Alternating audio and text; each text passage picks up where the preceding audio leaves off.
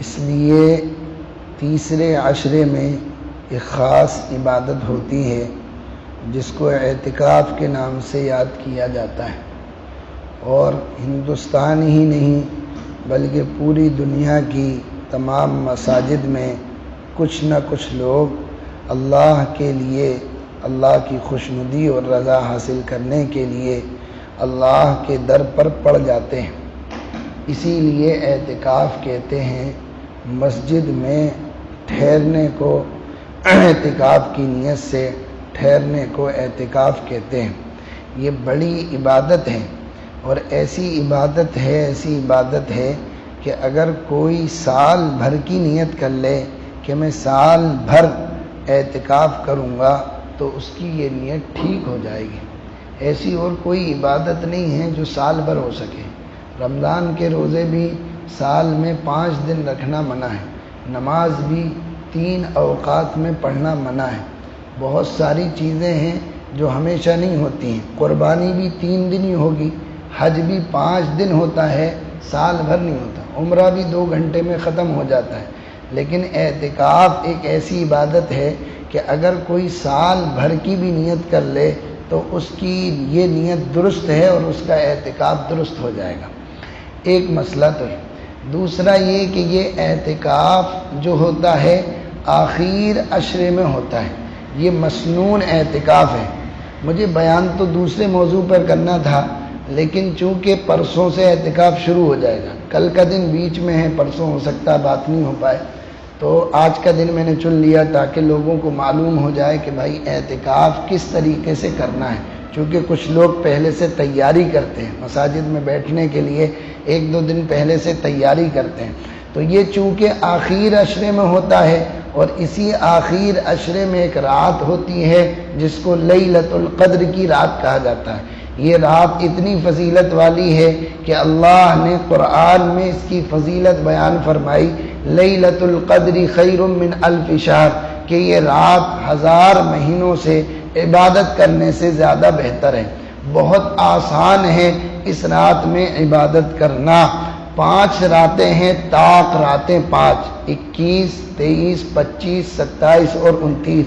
کوئی بڑا مسئلہ نہیں ہے اگر 5 راتیں آدمی جاگ کر گزار دے۔ کتنے ہوتے ہیں جو مریض کے ساتھ رہتے ہیں اور رات میں پوری دیکھ بھال، وہ اٹینڈر جو مریض کا ہوتا ہے وہ مریض کی پوری رات دیکھ بھال کرتا ہے، اور 10-10، 15-15 دن تک راتوں کو جگتا ہے۔ ریلوے میں کام کرنے والے آدمی راتوں نائٹ ڈیوٹی ادا کرتے ہیں، جن کو کسی کے مکان کی چوکیداری کا کام سپرد کیا گیا ہو، وہ بھی راتوں کو جاگتے ہیں اور جاگ کر رات گزارتے ہیں۔ تو اگر 5 راتیں اللہ کے لیے جاگ لی جائیں تو اس میں کیا حرج ہے؟ پھر اس پر اجر و ثواب کیا ملے گا؟ فرمایا 1 رات عبادت کریں گے تو 84 سال عبادت کرنے سے زیادہ ثواب ملے گا۔ کتنا؟ 84 سال۔ سوچو تو صحیح، غور تو کرو کتنی بڑی عبادت ہے۔ دوسری وجہ اور دوسری ہمارے یہاں کمی، اللہ معاف فرمائے، حدیث میں تو یہ بات ملتی ہے کہ اللہ کے نبی صلی اللہ علیہ وسلم آخر عشرے میں اپنی عبادت کو بڑھا دیا کرتے تھے۔ ویسے تو پورے رمضان میں عبادت بہت کثرت سے ہوتی تھی، لیکن آخر عشرے میں اپنی عبادت کو بہت زیادہ بڑھا دیا کرتے تھے۔ خود بھی جاگتے تھے، اپنے گھر والوں کو بھی جگاتے تھے، چونکہ رمضان ختم پر ہے، معلوم نہیں کس کا کیا معاملہ بنا ہے۔ لیکن ہمارے یہاں معاملہ الٹا ہے، کچھ تھوڑی بہت عبادت کا شوق ذوق شروع عشرے میں تو ہوتا ہے، جیسے جیسے رمضان چڑھنا شروع ہوتے ہیں ویسے ویسے ہمارا بخار دھیرا ہونا شروع ہو جاتا ہے، ڈم ہونا شروع ہو جاتا ہے۔ حدیث جبکہ اس کے مخالف ہے، اللہ کے نبی صلی اللہ علیہ وسلم تو آخر عشرے میں عبادت کو بڑھاتے تھے۔ حدیث کے الفاظ ہیں، آپ اپنی لنگی کو کس لیتے تھے۔ علماء نے لکھا ہے اس سے عبادت میں کثرت مراد ہے یا بیویوں سے بالکلیہ احتراز مراد ہے۔ اس لیے اس آخر عشرے میں عبادت کو بہت زیادہ بڑھانا، نوافل کی کثرت کرنا، قرآن کی تلاوت کرنا، ذکر و اذکار بہت کثرت سے کرنا۔ یہ نہیں دیکھنا کہ مسجدیں تو سونی ہو رہی ہیں، خالی ہو رہی ہیں، اب تو لوگ زیادہ آ نہیں رہے، پیچھے سے کم ہونا شروع ہو گئے، 2 صفیں ختم ہو گئی، 3 ختم ہو گئی، اور مسجد میں قرآن پورا ہوا کہ 4 صفیں چلی گئیں، وہی پرانے 4-5 نمازی جو رہتے تھے بس وہی سورت تراویح میں رہ گئے ہیں۔ نہیں، زمانہ اگر مخالف ہے تو کوئی مسئلہ نہیں ہے، ہم ہوا کے مخالف نہیں ہوں گے، ہم اس رخ پر چلیں گے کہ زمانے کے رخ کو موڑنے کی طاقت اور دم رکھیں گے۔ کوئی کرے نہیں کرے، ہمیں اللہ کے نبی صلی اللہ علیہ وسلم کی یہ تعلیم سے سبق ملتا ہے کہ ہم آخر عشرے میں اپنی عبادت کو بڑھائیں۔ دوسرا حدیث سے یہ سبق ملتا ہے کہ اللہ کے نبی خود بھی عبادت بہت کثرت سے کرتے تھے اور اپنے گھر والوں کو بھی جگاتے تھے۔ حضرت عائشہ رضی اللہ عنہ فرماتی ہیں اللہ کے نبی اپنے گھر والوں کو اٹھاتے تھے، خود عبادت میں تحری، جوش اور کثرت سے عبادت کرتے تھے اور اپنے گھر والوں کو بھی اس کے لیے اٹھاتے تھے۔ تو ہم بھی اپنے گھر والوں کو اس سنت پر عمل کرنے کے لیے، چلو بھائی رمضان گزر رہا ہے، معلوم نہیں شروع کے ایام کیسے گزرے ہیں یا آخر کے دن ہیں، چند ایام بچے ہیں، معلوم نہیں اگلا رمضان زندگی میں لکھا ہے یا نہیں لکھا ہے، چلو اسی رمضان میں اللہ سے یاری لگا لیں اور اللہ سے تعلق اور دوستی پیدا کر لیں اور اللہ سے اپنی مغفرت طلب کر لیں۔ چونکہ آدمیوں کی 3 کیٹیگری ہے، ایک تو وہ لوگ ہیں جن کی پہلے عشرے میں مغفرت ہو جاتی ہے، دوسرے وہ ہیں جن کی دوسرے عشرے میں مغفرت ہوتی ہے، اور تیسرے وہ ہیں جو بہت گناہگار ہیں، ان کی آخر عشرے میں جا کر مغفرت ہوتی ہے۔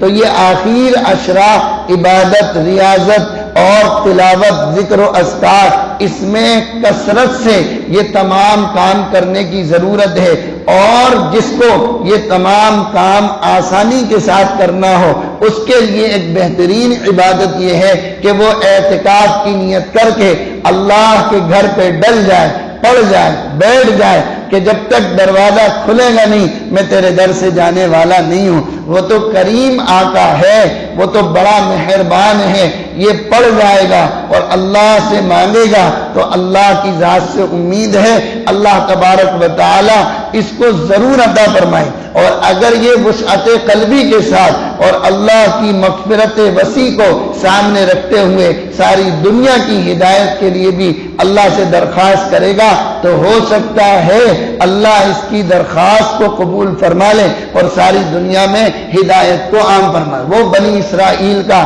شرابی اور کبابی جنگل میں جا کر پڑ گیا، نہ نماز کا نہ روزے کا، جب بالکل آخر وقت ہو گیا لوگوں نے گانا بجانا سننا اس کا چھوڑ دیا، شراب کے پیسے ملنا بند ہو گئے، بھوک سے مرنے لگا، آخر وقت میں دائیں دیکھا کوئی نظر نہ آیا، بائیں دیکھا کوئی نظر نہ آیا، آگے پیچھے نظر دوڑائی کوئی نظر نہ آیا، تو اب آسمان والا یاد آیا اور اس کو نگاہ اٹھا کے دیکھا اور یوں عرض کرا اے اللہ جب تک گلا اچھا تھا لوگ گانا سنتے تھے پیسے دیتے تھے، اے اللہ گلا خراب ہوا لوگوں نے گانا سننا چھوڑ دیا، میرے مولا اب کوئی پرسان حال نہیں ہے، اے اللہ تیرے در پہ ہوں تیرے گھر پہ ہوں، اے اللہ تجھ سے سوال کرتا ہوں تو میری زندگی کے گناہوں کو معاف فرما دے۔ ایسی دعا، ایسی اس نے لذاذت سے دعا مانگی، اللہ نے وقت کے نبی کو وحی بھیجی کہ اے موسیٰ جاؤ جنگل میں میرا ایک دوست ہے جس کا انتقال ہو گیا ہے، اس کے غسل کفن دفن کا انتظام کرو، جنازے کی نماز پڑھو اور بنی اسرائیل میں اعلان کر دو کہ جو شخص اس کی نماز جنازہ میں شرکت کرے گا اللہ اس کی بھی مغفرت فرما دے گا۔ قرآن سمجھ گیا، سارے بنی اسرائیل کے لوگ دوڑ پڑے، کون ایسا ولی ہے، کون ایسا شہید اور نبی ہے جس کا یہ مقام اور مرتبہ ہے۔ دیکھا جا کر تو وہی بنی اسرائیل کا شرابی اور کبابی، کہا موسیٰ تم یہ کہتے ہو اور تمہارا خدا یہ کہتا ہے، کیا معاملہ ہے؟ موسیٰ علیہ السلام نے اللہ سے عرض کی، اللہ تبارک و تعالی نے فرمایا اے میرے کلیم معاملہ تو ایسا ہی ہے جیسا یہ لوگ بتاتے ہیں، لیکن اس نے آخر وقت میں مجھ سے ایسی توبہ کری، ایسی توبہ کری، ایسی دعا کری، اے کلیم اگر اس نے تو اپنی مغفرت مانگی، اگر یہ ساری دنیا کی بھی مغفرت مانگتا تو میں اس کے صدقے اور طفیل میں سب کو معاف فرما دوں۔ تو اللہ تو ایسے نوازنے والے ہیں. اس لیے جو لوگ اعتکاف میں بیٹھے اس وقت ساری دنیا کے حالات بہت زیادہ خراب ہیں اور خصوصاً مسلمانوں کے اوپر حالات بہت زیادہ خراب ہیں. ایران توران کی باتیں ہانکنے سے اچھا ہے کہ اللہ سے لو لگا کر اللہ سے اپنے مسئلوں کو حل کروایا جائے. ساری دنیا کے دروازے کھٹکھٹا لیے, مسئلے حل نہ ہوئے. ایک دروازہ جو کھٹکھٹانا تھا وہ سارے بھول گئے کھٹکھٹانا, اس لیے مسائل حل نہیں ہو رہے. آج اللہ کے در پہ پڑ جائیں گے اور ساری دنیا کے معتکفین اگر پڑھ کے اور یہ نیت کر کے کہ ہمیں مسئلے کو حل کرا کر اٹھنا ہے, اللہ رب العزت سے جیسی نیت گمان کریں گے, انا عند ظن عبدی بی, میں اپنے بندے کے گمان کے مطابق فیصلہ کرتا ہوں. میرا بندہ جیسا مجھ سے گمان کرے گا اللہ ویسے ہی اس کے ساتھ فیصلہ فرماتے ہیں. تو درخواست ہے اعتکاف والوں سے کہ وہ مسنون اعتکاف کر رہے ہیں, مسائل کو معلوم کر کے, مسائل کو مستحضر کر کے سنت طریقے سے اعتکاف کرے. اعتکاف میں بیٹھے سب سے زیادہ اللہ تبارک و تعالی کی پاک کتاب قرآن کی تلاوت کرے. یہ آداب میں سے ہے کہ اعتکاف والا اللہ کے کلام کی کثرت سے تلاوت کرے. پھر اگر اس سے تھوڑا سا دی گھبرا جائے ذکر و اذکار کر لے, کوئی بزرگوں کی کتاب انبیاء علیہم السلام کی سیرت کے واقعات, دیگر نبیوں کے کوئی واقعات اور قصص ہے ان کا مطالعہ کرے, پڑھے. دوسرے لوگ جو اس کے پاس آئے ہیں ان کو بتائے, ان کو سکھائے, ان کو سمجھائے کہ اللہ نے یہ موقع دیا ہے, یہ بہت اہم موقع ہے, اس کو غنیمت سمجھ لو اور اس کو کام میں لے لو. معلوم نہیں اگلا اعتکاف نصیب ہو یا نہیں نصیب ہو. ایک مسئلہ یہ ہے کہ اعتکاف والا فضول گفتگو نہ کرے. فضول گفتگو کرنے سے مسجد میں بیٹھا, اللہ کے گھر میں بیٹھا, پھر بے اکرامی کر رہا اللہ کے گھر کی, مسجد میں بیٹھا ہو موبائل چلا رہا ہو, مسجد میں بیٹھا ہو اپنے چند دوستوں کو بلا لیا, وہیں گپ شپ ہو رہی, وہیں لمبی چوڑی باتیں ہو رہی, وہیں سارے مسئلے حل ہو رہے, وہیں سیاست لگ رہی, وہیں ودھان سبھا لگ رہی, وہیں لوک سبھا چل رہی, وہیں چناؤ بھی ہو رہے, وہیں روزانہ کی اخبار کی خبریں بھی وہیں ہو رہی, ساری چیزیں مسجد کے اندر بیٹھ کر ہو رہی. اس کو تو یہ پتہ نہیں ہو کہ محلے میں کیا ہو رہا. یہ تو ایسا اعتکاف کرے بس یہ ہو اور اس کا اللہ اور خدا ہو, اس طریقے سے تعلق اللہ سے پیدا کر کے مسجد میں بیٹھے کہ اس طریقے سے جب اعتکاف کرے گا تو پھر اللہ تبارک و تعالی اس کی دعاؤں کو قبول فرمائیں. تو ایک مسئلہ تو یہ ہے کہ رمضان المبارک میں اعتکاف جو ہے وہ سنت ہے, اور یہ 20 رمضان کا آخر عشرے کا اعتکاف یہ مسنون ہے, مسنون علی الکفایہ ہے. پورے محلے میں سے چند لوگ اگر اعتکاف کر لیں گے تو ساری بستی سے گناہ اور کفارہ اتر جائے گا, اور اگر کوئی بھی نہیں کرے گا تو ساری بستی گناہگار ہوگی. اس لیے اس کا خیال کریں. خاص طور سے معمر قسم کے لوگ اعتکاف میں بیٹھیں, کام کاج والے لوگ اعتکاف میں بیٹھیں تاکہ اس سے اس عبادت کی اہمیت وقات لوگوں کے دلوں میں آئے. ایسا نہ لگے کہ یہ عبادت کوئی اہم نہیں ہے لہذا چلتو پھلتو جمن شبراتی کلو کو اعتکاف میں بٹھا دیا, وہ جو مرضی آ رہی وہ کر رہے. باہر جامن کا پیڑ لگا تو جامن توڑنے کے لیے جا رہے. کون جا رہا؟ یہ اعتکاف والے جا رہے. انہوں نے کہا یار مغرب کے بعد اپن کو تو لگتا ہے گٹکا تو ہے نہیں, کوئی دکھ نہیں رہا, جاؤ تم ہی لے آؤ ٹائم ہونے والا ہے. وہ گیا پان کی دکان پہ, پان بھی بنوا رہا, سگریٹ بھی لے رہا, گٹکا بھی لے رہا. اس سے کہا بھائی تو اعتکاف میں, ہاں تھوڑی دیر کے لیے آیا ہوں ابھی پھر جا رہا ہوں واپس. تو وہ گٹکا بھی چل رہا, بیڑی بھی چل رہی, سگریٹ بھی چل رہی, اور جتنی تمام چیزیں ہیں وہ ساری ہو رہی ہیں, اور ساتھ میں اعتکاف بھی ہو رہا. اعتکاف والا بھولے سے بھی اگر مسجد سے نکل جائے تو اعتکاف ٹوٹ جاتا ہے. بھولے اعتکاف والا بھولے سے مسجد سے نکل جائے تو اعتکاف ٹوٹ جاتا ہے. صاحب احسن الفتاوی نے لکھا ہے وضو خانے پہ جو تولیاں ٹنی رہتی ہیں, اعتکاف والا وضو کر کے ان تولیوں سے اپنے منہ اور ہاتھ کو پوچھے گا تو اس کا اعتکاف ٹوٹ جائے گا. سوچو ذرا سا, غور کرو ذرا سا اس پر سوچو. کھانا کھانے کے لیے ہاتھ دھونے اگر جائے گا منجن کرنے کے لیے، ٹوٹ پیسٹ کرنے کے لیے، بغیر وضو کی نیت کے بغیر، وضو تھا منجن کرنے چلا گیا، اعتکاف ٹوٹ جائے گا۔ وضو تھا دوبارہ وضو بنانے چلا گیا، اعتکاف ٹوٹ جائے گا۔ کھانے کے لیے ہاتھ دھونا پہلے اور بعد میں اعتکاف والے کے لیے، اس کے لیے مسجد سے نکلنا جائز نہیں۔ یہی مسجد میں کوئی ٹپ رکھے اور اس میں اپنے ہاتھ دھوئے، کسی کے ذریعے سے پانی باہر پھینکوائے۔ اب وہ ہاتھ کیا دھونا، وہ تو سبھی کچھ دھلا جا رہا، وہ تو مسجد بھی باہر کی وہی اعتکاف والے ہی دھلا بیچارہ، وہی وضو خانہ بھی وہی دھلا، بیت الخلا غسل خانے بھی وہی دھلا اعتکاف والا۔ اس سے کو کیا کر رہے ہیں، اعتکاف میں کوئی کر ہی نہیں رہا، صاحب میں ہی کر دوں، اور بھائی تیرا اعتکاف تو ہے، تیرا اعتکاف تو خراب ہو رہا، پتہ ہی نہیں اس کو بیچارے کو اعتکاف کیسے کرنا۔ تو اس لیے اس کا ذرا سا اہتمام کرنا کہ اعتکاف بڑی چیز ہے۔ ایک مسئلہ یہ کہ کبھی کبھی ایسا ہوتا ہے، خاص طور سے ابھی گرمی کے زمانے میں، کہ غسل کی ضرورت پڑتی ہے۔ اگر غسل فرض ہو گیا پھر تو نہانے کے لیے جا سکتے ہیں، لیکن غسل مسنون یا غسل تبرید، ٹھنڈک حاصل کرنے کے لیے غسل کرنے کی اجازت نہیں ہے۔ بڑا مسئلہ ہے، گرمی کا زمانہ ہے، 10 دن تک بغیر نہائے رہنا مشکل ہے۔ فقہا نے اس کی ایک گنجائش اور راستہ نکالا ہے، وہ راستہ یہ ہے، کوئی آدمی مسجد میں آئے، اس سے کہہ دو کہ بھائی غسل خانے میں ذرا سی بالٹی لگا دو، نل چالو کر دو، پانی بھر جائے مجھے بتا دینا۔ اب یہ غسل کے ارادے سے نہیں نکلے، اب یہ استنجے کے ارادے سے، پیشاب پخانے کی نیت سے باہر نکلے اور جلدی سے جا کر پیشاب پخانا کرے، اور جتنی دیر میں وضو ہو جاتا ہے اتنی دیر میں جلدی سے 2-3 بالٹی پانی ڈال کر آ جائے اور مسجد میں ہی آ کر بدن پوچھے تو اس کی گنجائش ہے، پھر اس سے اعتکاف فاسد نہیں ہوگا۔ یہ بعض علماء نے اس کی اجازت دی ہے کہ جب آدمی نہیں نہاتا ہے تو اس کے اندر ایک اضطراری کیفیت پیدا ہو جاتی ہے، نہ اس کو عبادت میں من لگتا، نہ دل لگتا، نہ نماز میں جو ذوق و شوق پیدا ہوتا، بدن سے بدبو آتی ہے، پریشانی کے عالم میں رہتا ہے۔ اس لیے اس کا اگر اس طریقے سے کوئی کر لے تو اس کی گنجائش ہے، کر سکتا ہے۔ اسی طریقے سے اگر کسی کا اعتکاف ٹوٹ گیا، رمضان کا اعتکاف دھوکے سے مسجد سے نکل گیا، تو اب 1 دن کے اعتکاف کی قضا روزے کے ساتھ کرے گا۔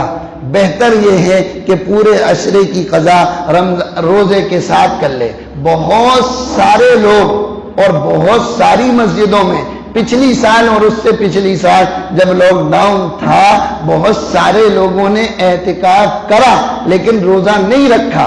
بعد میں مسئلہ معلوم کرا تو میں نے کہا بھائی یہ مسنون اعتکاف نہیں ہوا، اعتکاف بغیر روزے کے نہیں ہوتا، اس لیے یہ مسئلہ یاد رکھیں۔ بستی میں سے ایسے لوگ کو بٹھا دیا، کوئی کام نہیں تھا ان کو، لیکن بزرگ تھے، روزہ رکھتے ہی نہیں تھے، وہ پہلے سے ہی نہیں رکھ رہے تھے، اعتکاف میں بیٹھ گئے۔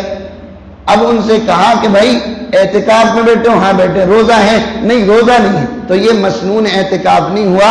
اگر اس کے علاوہ کوئی اعتکاف میں نہیں بیٹھا تو بستی والے سارے کے سارے گناہ گار ہوں گے، لہذا اس کا خیال رکھنا چاہیے۔ اسی طریقے سے جو لوگ مسجد میں اعتکاف میں بیٹھے ہیں ان کی افطاری مسجد میں آتی ہے، وہی لوگ مسجد میں افطار کریں۔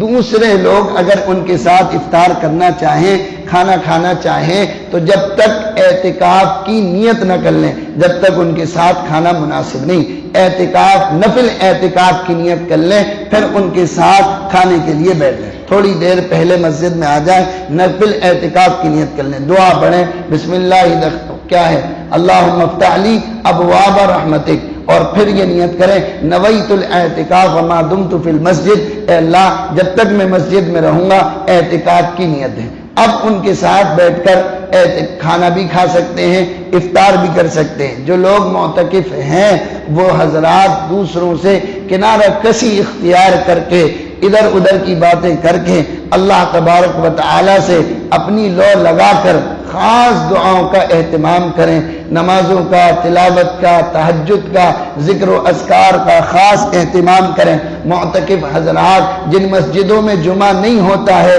وہ مسجد جامع مسجد میں جمعہ پڑھنے کے لیے جا سکتے ہیں، بغیر شرعی اور طبعی ضرورت کے مسجد سے نکلنا جائز نہیں ہے۔ کھانا لانے والا اگر کوئی نہیں ہے، سحری کا وقت ختم ہو رہا ہے تو سحری لینے کے لیے جا سکتا ہے۔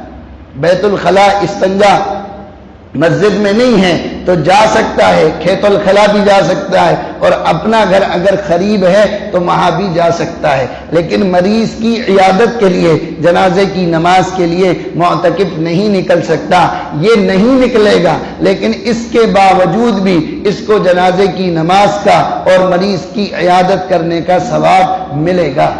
بعض لوگ آخر عشرے میں نمازوں کا اہتمام نہیں کرتے ہیں۔ خاص درخواست ہے، اللہ کے نبی صلی اللہ علیہ وسلم کی حدیث ہے، قاضی ثناء اللہ صاحب پانی پتی رحمت اللہ علیہ نے تفسیر مظہری میں اس حدیث کو نقل کیا ہے، فرمایا کچھ نہ کرے تو کم سے کم آخر عشرے میں عشاء اور فجر کی نماز جماعت کے ساتھ پڑھ لے، چونکہ حدیث میں آتا ہے جو شخص عشاء کی نماز جماعت سے پڑھ لے اس کو آدھی رات عبادت کا ثواب ملتا ہے، اور جو فجر کی نماز جماعت سے پڑھ لے اس کو پوری رات عبادت کا ثواب ملتا ہے۔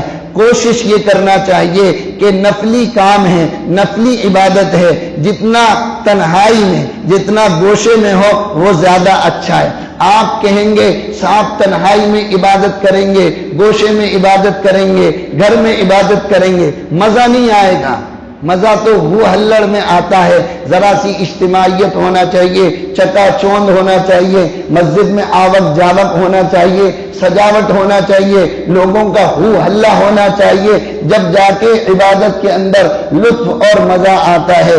نہیں، کام سنت اللہ کے نبی صلی اللہ علیہ وسلم کی ہے، لہذا سنت کے طریقے پر کریں گے تو اس پر اجر و ثواب زیادہ ملے گا۔ اس لیے خاص اہتمام کرنا چاہیے کہ اپنے گھروں ہی میں عبادت کرنا چاہیے۔ جو لوگ مسجد میں معتکف ہیں ان کے لیے تو کوئی مسئلہ نہیں، لیکن اور دیگر احباب اپنے گھروں میں جاگیں، یہ زیادہ اچھا ہے مسجد میں جاگنے سے۔ آپ کہیں گے صاحب نیند آ جائے گی گھر میں اگر جاگیں گے، 2-1 گھنٹے عبادت کر پائیں گے، نیند آ جائے گی۔ جو عبادت نبی کے طریقے پر ہو وہ زیادہ اچھی ہے اس عبادت سے جو رات بھر ہو لیکن نبی کے طریقے کے خلاف ہو۔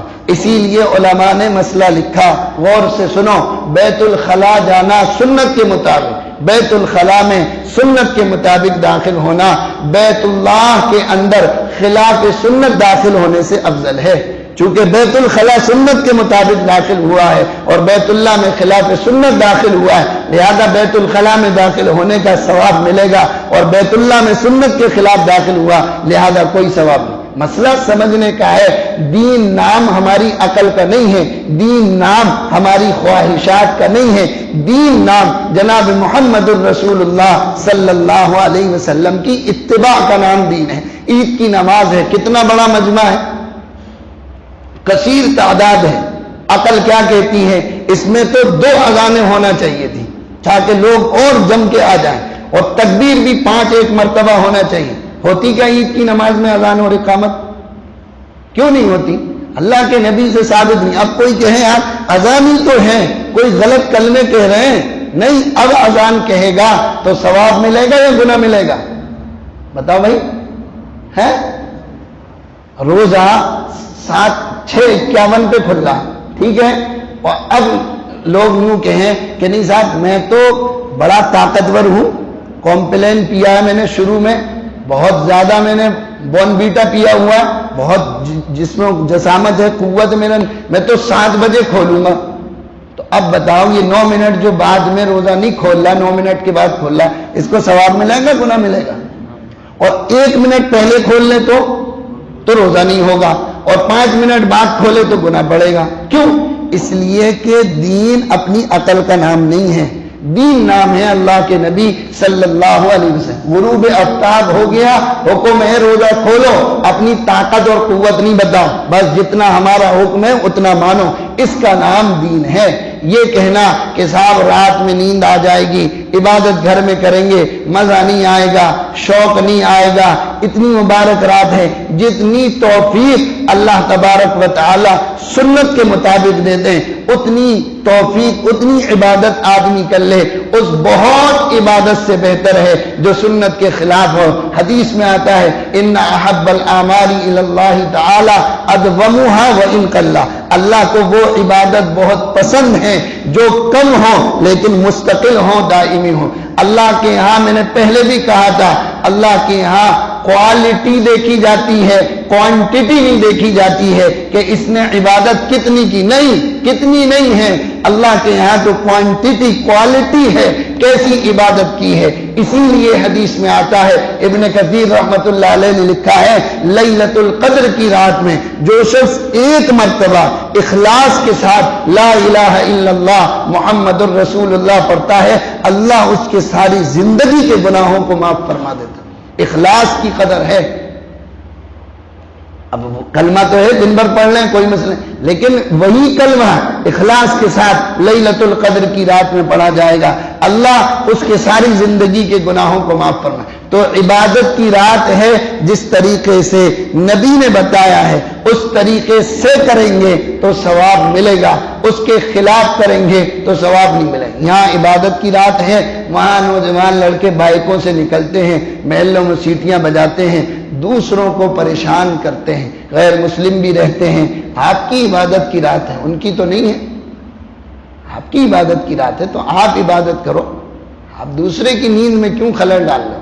3 بجے سے اٹھ کے جو دھما چوکڑی ہوتی ہے مائکوں پہ، مناسب نہیں ہے، حالات ٹھیک نہیں ہے، کام شریعت کے خلاف ہوگا تو اللہ تبارک و تعالیٰ کی پکڑ آئے گی۔ ہاں یہ بات تو ہے، جو کام دین نہیں ہو اس کو پھر دین سمجھ کے کریں گے تو کہیں نہ کہیں تو پھر اللہ کی پکڑ آئے گی۔ تو اس کا اہتمام کرنا کہ عبادت کو عبادت کے طریقے سے کرنا، جناب محمد الرسول اللہ صلی اللہ علیہ وسلم کے بتائے ہوئے طریقے سے کریں گے، اسی پر ثواب ہے۔ صحابہ رضی اللہ عنہم اجمعین اس کا بہت اہتمام کرتے تھے۔ ایک صحابی کو اللہ کے نبی نے دعا یاد کرائی، اس میں لفظ نبی یاد کرایا، لیکن جب ان سے دعا سنی کسی دوسرے نے یا اللہ کے، تو انہوں نے رسول کا لفظ بولا۔ اللہ کے نبی نے فرمایا نہیں، نبی کا لفظ بولو، جو سکھایا ہے وہی پڑھو۔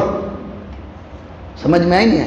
ہاں، حضرت ابو بکر صدیق رضی اللہ تعالی عنہ کے پاس سے گزرے، دیکھا بہت آہستہ تلاوت کر رہے ہیں، بہت آہستہ پڑھ رہے ہیں۔ آگے حضرت عمر پڑھ رہے تھے تہجد، دیکھا بہت زور سے پڑھ رہے تھے۔ اللہ کے نبی صلی اللہ علیہ وسلم نے دونوں کو بلایا اور فرمایا اے ابو بکر بہت دھیرے پڑھ رہے تھے، کیا بات ہے؟ فرمایا اللہ کے نبی جس سے گفتگو کر رہا تھا وہ تو دھیرے بھی سن لیتا ہے، زور سے بھی سن لیتا ہے، تو زور سے چلانے کی کیا ضرورت تھی؟ عمر سے پوچھا اے عمر تم زور سے کیوں پڑھ رہے تھے؟ کہا اللہ کے نبی میں تو سوتوں والوں کو جگانے کی کوشش کر رہا تھا کہ یہ بھی تہجد پڑھ لیں۔ تو دیکھو اللہ کے نبی صلی اللہ، دونوں کی بات ٹھیک ہے، دونوں کی بات ٹھیک ہے، لیکن علماء نے لکھا اللہ کے نبی صلی اللہ علیہ وسلم نے دونوں کو ارشاد فرمایا اے ابو بکر تم تھوڑی سی آواز کو اپنی بڑھا لو، اور عمر سے فرمایا اے عمر تم اپنی آواز کو دھیرا کر لو۔ علماء نے عجیب بات لکھی اس پہ، فرمایا یہ کیوں فرمایا اللہ کے نبی نے جبکہ دونوں کی بات ٹھیک تھی؟ فرمایا اس لیے کہ ان دونوں نے یہ طریقہ جو نکالا تھا یہ اپنی عقل کا تھا، اللہ کے نبی کا بتایا ہوا نہیں تھا، اس لیے اللہ کے نبی نے فرمایا نہیں، اپنا نہیں، جو میرا بتایا ہوا ہے اس پہ چلو۔ اس لیے اس کا اہتمام کرنا، اللہ تبارک و تعالی مجھے بھی آپ کو بھی پوری امت کو یہ مسنون اعتکاف سنت کے مطابق کرنے کی توفیق نصیب فرمائے، اور آخر عشرے میں اللہ تبارک و تعالی عبادت و ریاضت، ذکر و تلاوت، تہجد و نوافل کا کثرت سے اہتمام کرنے کی توفیق نصیب فرمائے۔ اس بات کو چلانے کی ضرورت ہے کہ آخر عشرے میں عبادت کو بڑھانا ہے، گھٹانا نہیں۔